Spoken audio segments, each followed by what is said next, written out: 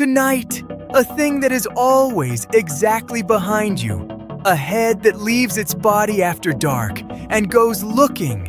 A rider with no skin, and a page this book warns you never to read. 7 real monsters in one water-stained book my grandfather left me, and an 8th page that is still blank. For now.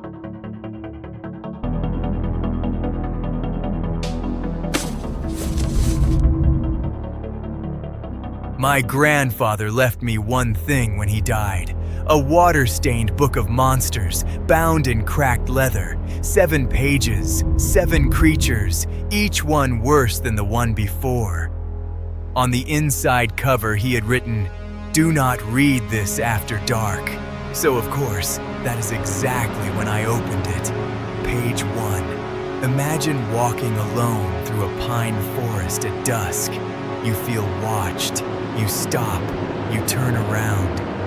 Nothing is there, just trees, just the wind. But the old loggers had a name for that feeling. They called it the Hidebehind. It is always behind something, a trunk, a rock, your own blind spot. The instant you look straight at it, it slips out of sight. So you never see it. You only ever feel it move. In the camps, men who wandered off alone did not come back. When they asked what happened, the answer was always the same. The Hidebehind got him. Here's the rule they passed down. Never walk the woods alone, and never try to look right at it. Think about why that is so much worse than a monster you can see. Your own eyes become the thing you cannot trust. No 2 witnesses ever described it the same way. Some said thin as a rail, others tall enough to stoop over a man. They agreed on only one thing. You never saw the whole of it. It feeds on the fear first. The body, the stories say, comes later. One old account still chills me. A logger felt a cold hand settle on his shoulder in the dark. He did not turn. He walked slow, all the way back to the fire. The hand rode his shoulder the whole way and lifted at the light. He never worked the deep woods again. He never said why. A fear you cannot photograph is the hardest kind to leave behind. The name was a joke the loggers made and then stopped laughing at. What do you call a thing you never see? The one that hides behind. They carved warnings into the trailhead posts for the new men. Do not wander. Do not lag. Never look back twice. The ones who ignored it usually became the next warning. A story with no monster in it, only the shape of one. I turned the page. The paper was cold, like it had been left outside. Enjoying the bestiary? Tap like and subscribe, unless you want the Hidebehind following you home tonight. Page 2 smelled like salt and something gone bad. Picture the far north, a frozen sea that goes on forever. The Inuit told their children one thing above all: do not go near the open water alone because of what waits under the ice. The Qalupalik, green skin, long black hair drifting in the cold water, and long fingernails made for gripping small wrists. It hums, a low, almost pretty sound under the surface. Children who follow the humming lean closer to the crack, and the Qalupalik carries them away in the pouch on its back. It keeps them, they say, deep down where the light cannot reach. The rule the elders gave was simple: never wander onto the ice alone, and come the instant you are called. The legend was really a way to keep children off thin ice, but the details are too specific to be only a warning. Hunters spoke of scratch marks under the ice from the inside, and of a humming that answered them when they hummed back. One story tells of a boy who followed the sound out too far. His footprints stopped at the edge. They never found him. Only his mitten floating and the humming a little louder now, so the rule became law. Never onto the ice alone, and come the moment you are called, no matter what you hear. Because the thing under the ice is very patient and it can wait, but that does not make the humming any easier to forget. Which is worse, the monster or the fear it leaves in a child? I turned the page. A drop of cold water fell on my hand. Page 3 was a tangle of trees and a shape too tall to be a man. You are on a jungle path at night. You have walked it before, but tonight the path keeps bringing you back to the same tree. You are not lost. You are being led. This is the work of the Tikbalang. The body of a tall, thin man, the long head of a black horse. Its legs bend the wrong way, and it stands taller than the trees. It does not chase you. It simply loops your path forever. People walked all night in circles and were found miles from any road, but the folklore gives you a way out.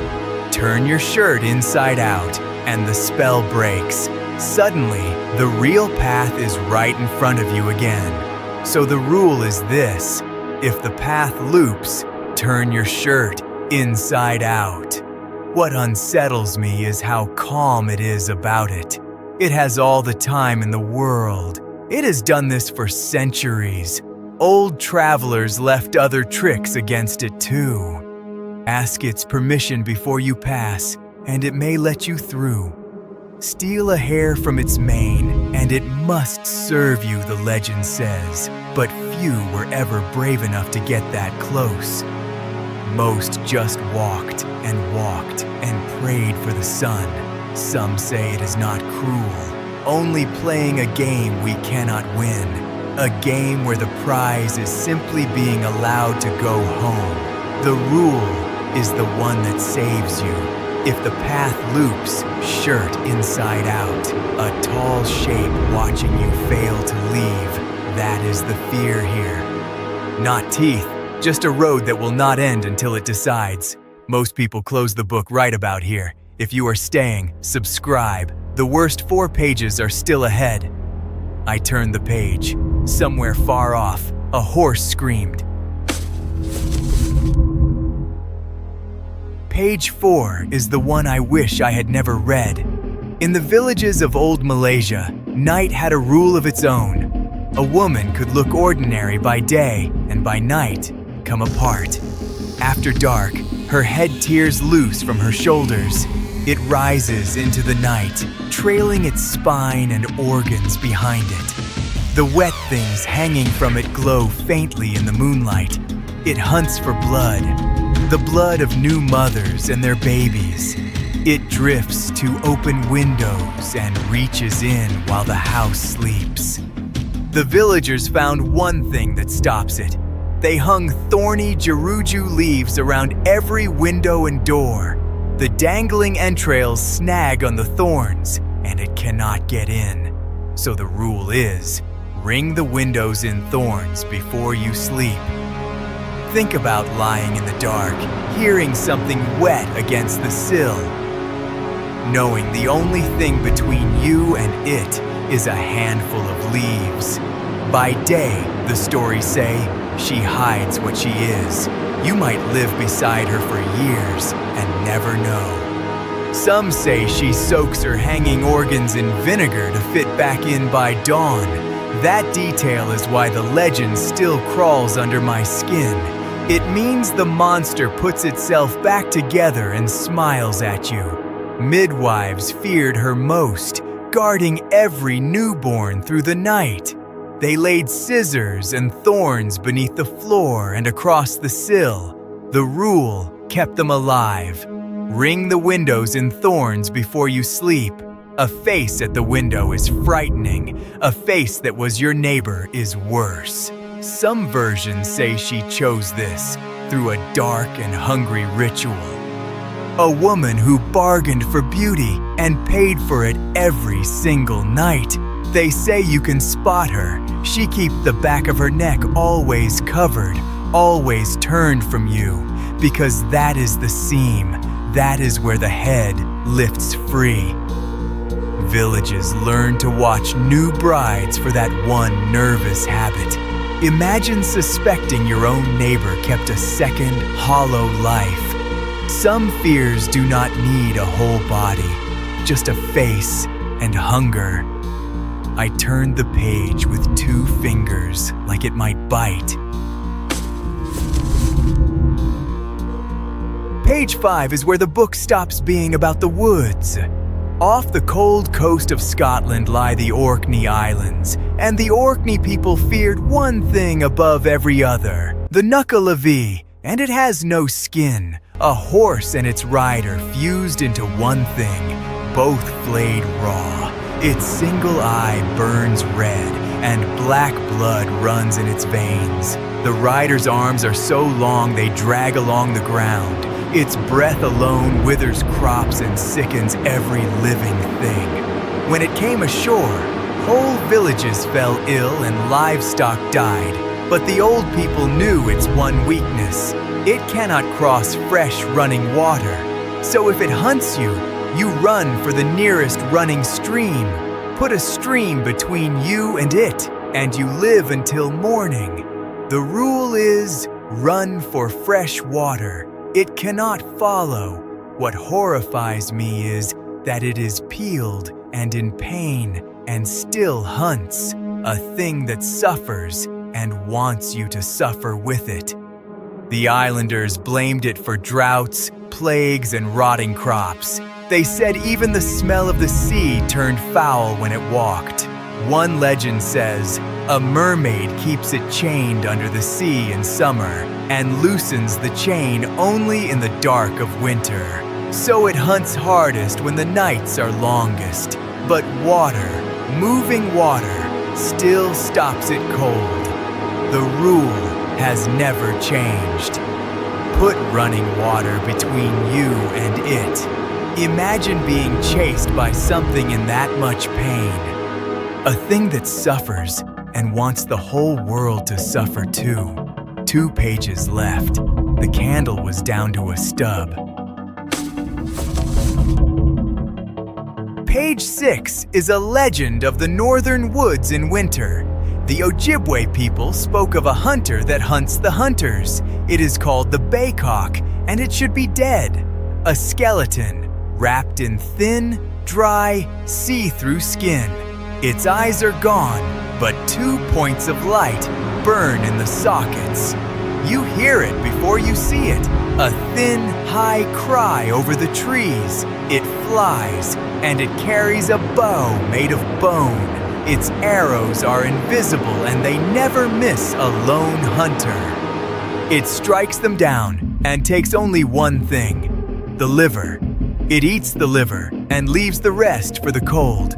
Then it fills the empty body with its own paper skin. The rule the Ojibwe kept was about pride. Never hunt alone after dark. The Baykok only takes the solitary. It was a warning against arrogance, against going out alone.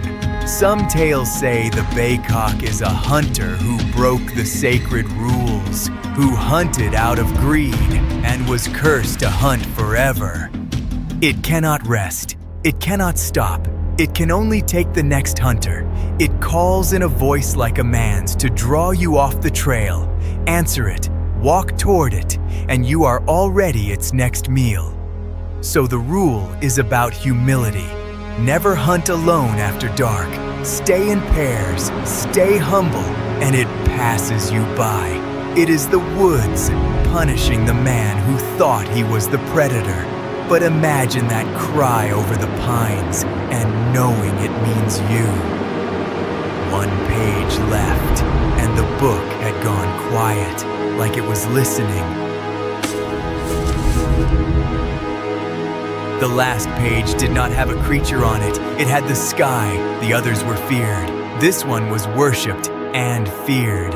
In the old Philippines, people watched the moon with dread, because sometimes the moon would begin to vanish. They believed a great serpent was swallowing it. The Bakunawa, a sea dragon the size of the horizon. Its mouth was wide enough to take the moon whole. Legend said it once devoured 6 moons and reached for the 7th. When the sky went dark, the people did not run. They did the one thing the legend told them to do. They made noise. All of them, as loud as they could. The whole village banged pots and drums to frighten it, and the Bakunawa, startled, would spit the moon back out. So the rule is the strangest of all. When the moon dies, make noise. An entire people screaming at the sky to save the moon. Some legends give the Bakunawa a reason for its endless hunger. It was once given 7 moons to watch over in the sky, and it loved them. So it rose from the water and swallowed them one by one to keep them. 6 were gone before the god above finally noticed the dimming nights. He saved the very last moon, the one we still look up at. But the Bakunawa never stopped reaching for it. Love that devours the thing it loves. That is the oldest horror there is. Astronomers now call it an eclipse. The old people called it hunger. But think about seeing it without knowing what an eclipse was. The light that ruled the night, simply being eaten alive. Fishermen refused to sail while the moon was gone, afraid of what rose beneath their hulls. Elders traced its coils across star maps, so the children would know how much of the sky to fear. Every eclipse, the villages held their breath and reached for the drums. A whole civilization refusing to let the dark win. The rule outlived the fear. When the moon goes dark, make noise. That is how real these creatures were to the people who feared them. I close the book. 7 pages, 7 fears from 7 worlds. But my grandfather's book had 7 creatures and 8 pages. I opened it one last time, all the way to the back. The 8th page was blank. It had always been blank, every single time I had looked before, except now. Tonight, fresh ink was drying on the page as I watched. Words, writing themselves. A description of a young person, alone at night, reading a book of monsters by a single dying candle. The 8th creature is the one who reads to the end. It was describing me, this exact moment, these exact hands, and now I finally understand the warning on the cover. He was not protecting the book from me. He was protecting whoever opened it next. I was the reader of the 7th page. You are the reader of the 8th. The book sits closed on my shelf now. Some nights, I hear a page turn anyway. So tell me, before you turn out your light tonight, which of these 7 pages would you least want to turn to in the dark? If you made it this far, thank you for watching. The book has more pages. Subscribe before someone writes yours.